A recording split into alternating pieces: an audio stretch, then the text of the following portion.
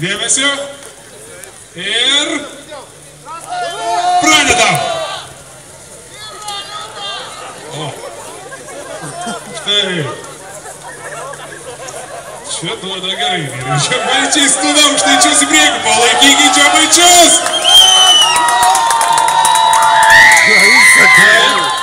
Aukštaičiai nepasiduoda, krenta ant rasto ir viskas. Ir šaukia dar, įdėkite kažką. Skutena gal viskas. Kiti ristynė. Neturi ką veikti vyrai. O, Aukštaičiai veržėsi į priekį, bet Žemaičiai turi svorio. Ir Rastas kažkaip visgi nekyla nuo žemės.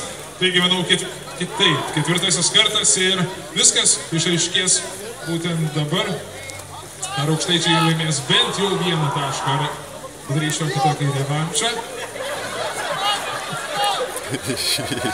Kitas lenda į pilną. Nu, žinai, bet ne tokiam tokį paristą, ne? Ką suprato žmogus? O žiūrėk, dar kitas bando. O, nu bet kai jis atsistos. Va, palaikykit čia Žemaitis, taigi Kaunas. Na taip, Žemaičiai keliauja prie Aukštaičių vartų ir Aukštaičiai vėl blokuoja savo kūnų vartus. Čia dvi poros nulojas. Taip, turime ketvirtą tašką. 4-0 laimėjo Žemaičiai.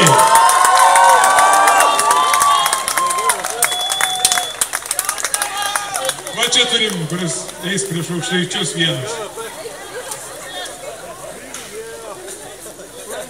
Ar dar žaidžiam? Na, o Žemaičiai sako, tai galim pažaisti, bet Aukštaičiai sako ne. O ką žiūrovai sako? Žaidžiam! Tikrai? Ką? Na?